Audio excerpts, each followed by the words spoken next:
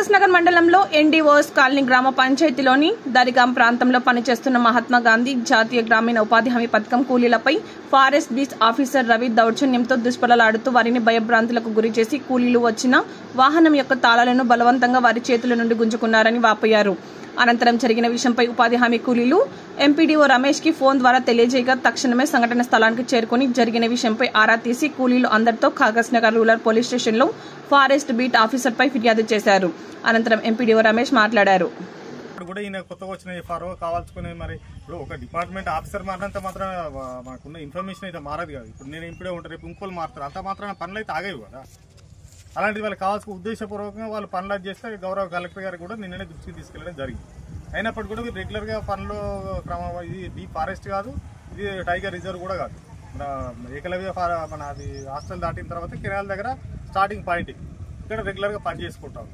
దానిలో భాగంగా ఈ రోజు కూడా పనికి వచ్చారు. వాళ్ళు పనికి వచ్చిన తర్వాత కొద్ది సమయం తర్వాత నాకు ఫోన్ చేయడం జరిగింది. మరి ఇట్లా దౌర్జన్యంగా ఫారెస్ట్ బీట్ ఆఫీసర్ ఎవరో రవి వచ్చి మా కీస్ తీసుకుపోయి మమ్మల్ని ఇష్టం వచ్చినట్టు బూతులు తిట్టి, ఇది నా ఫారెస్ట్, ఇప్పుడు ఫారెస్ట్ వాళ్ళదంటే ఎవరిది ఉండదు, మొత్తం ప్రభుత్వాన్ని ప్రజలది, అది ఒక ఆఫీసర్దో వ్యక్తిది కాదు, ఇది ఆయన దృష్టిలో పెట్టుకొని మాట్లాడాలి. నేను కూడా డైరెక్ట్ ఇక్కడికి వచ్చిన తర్వాత బాబు నువ్వు వాళ్ళ కీస్ తీసుకపోయినట్టు వచ్చి వాళ్ళు ఇస్తే ఇంటికి వెళ్ళిపోతారు, మీ ఎఫ్ఆర్ఓ గారు కూడా డీటెయిల్స్ పంపడం జరిగిందని కూడా చెప్పినా కూడా ఆయన ఇట్లా ఇష్టం వచ్చినట్టు మాట్లాడుతున్నాడు.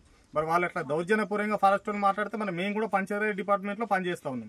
పంచాయతీ వ్యవస్థ అనేది రాష్ట్ర మొత్తంలో కూడా హైయెస్ట్ స్ట్రెంత్ ఉన్నటువంటి డిపార్ట్మెంట్ ఇది.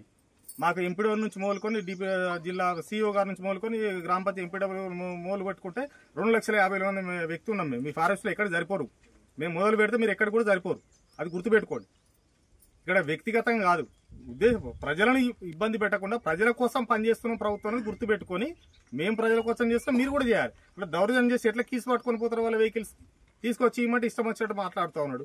జిల్లా కలెక్టర్ గారు వాడేవాడు అనే మాట, జిల్లా కలెక్టర్ ఎవడు అనే మాట ఒక బీట్ ఆఫీసర్ మాట్లాడినంటే ఇవాళ ఫారెస్ట్ వాళ్ళది ఏ రకంగా మదం ఉన్నది, వాళ్ళకు ఎంత దౌర్జన్యంగా ఉంది, వాళ్ళకు ఉన్న బలిపోయింది అనేది ఇక్కడ క్లియర్గా అర్థమవుతాం.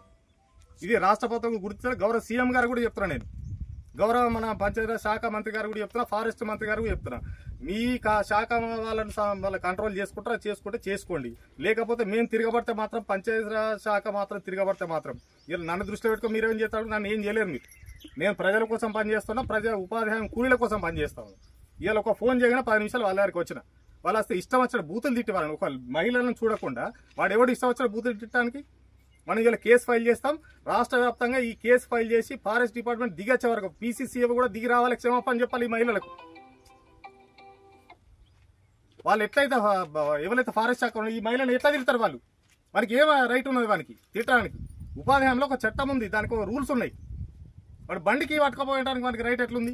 నువ్వు బాగుంటే నీ హైర్ ఆఫీసర్ చెప్పను, మా హైర్ ఆఫీసర్ కీ ఇచ్చిన సార్, మా హైర్ ఆఫీసర్ ఆదేశాల మేరకే చేస్తున్నా అని చెప్తాడు. అంటే దీనిలో ఎఫ్ఆర్ఓ కూడా బాగా ఉన్నట్టే కదా, కొత్తగా వచ్చి నాటకాలు చేస్తున్నాడు. ఆయన ప్రజల కోసం పనిచేస్తున్నావు, నీ వ్యక్తిగతంగా పనిచేస్తున్నావు. ఇన్నేళ్ళకెళ్ళి నీ ఫారెస్ట్ రక్షించుకున్న చర్యలు లేవు, ఫారెస్ట్ లో చెట్లు కొడితే ఏమైనా దొరకబట్టే చర్యలు లేవు, ఇంకేమైనా స్మగ్లింగ్ చేస్తే చర్యలు లేవు.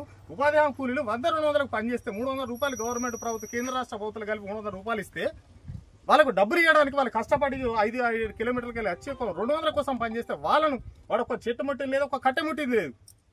కష్టపడి మీ ఫారెస్ట్ లో మేము కష్టపడి మీ ఫారెస్ట్ రిజర్వేషన్ లో మేము పనిచేస్తా ఉన్నాం. మీకు శాత కాకపోతే లేబర్ లేరు, పనులు లేరు.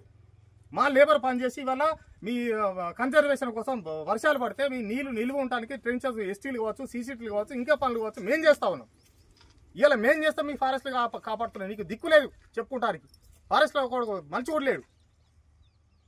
ఎట్లా వాళ్ళు దౌర్జన్యం చేసి తీసుకుపోతారు? ఇప్పుడు ఖండిస్తారు. ఇప్పుడు వాడు కీస్ తీసుకొచ్చి ఇవాళ ఇమీడియట్ గా వీళ్ళందరూ కేసు పెట్టిస్తున్నాం. ఇప్పుడు 1 పోలీస్ స్టేషన్ లో వాడు దిగేస్తున్నాం మంచిది అని చెప్తున్నా. గౌరవ ముఖ్యమంత్రి గారికి ఫారెస్ట్ శాఖ మంత్రి కూడా చెప్తున్నాను, ఒక ఎంపీడీగా చెప్తున్నా. నేను సాటి మొత్తం 500 మొత్తం ఎన్ని మండలాలు అన్ని మండలం ఎంపీడీగా చెప్తున్నా. మేము కష్టపడి చెంతో వచ్చి మేము పనిచేస్తా ఉన్నాం. మేము పనిచేస్తే సీసీ రోడ్లను పెట్టి ఓడి పట్టుకపోతాడు, లేకపోతే మీటర్లను ఓడి పట్టుకపోతాడు, ఇంకా ఓడి పట్టుకపోతాడు. మేము ఇంత కష్టపడి చేస్తే లేబర్ కోసం మేము కష్టపడితే మమ్మల్ని దౌర్జన్యం చేస్తాం, ఎట్లా పని చేస్తాం? ఇటువంటి చేస్తాం. రేపటికెళ్ళి పని చేయం. రేపటికెళ్ళి ఫారెస్ట్ ఆఫీస్ దగ్గర మొత్తం అందరి దగ్గర మొత్తం మా దగ్గర 10,000 మంది లేబర్ ధర్నా చేస్తారు. ఈ ధర్నాకు వాళ్ళే బాధ్యులు అవుతారని చెప్తున్నాను.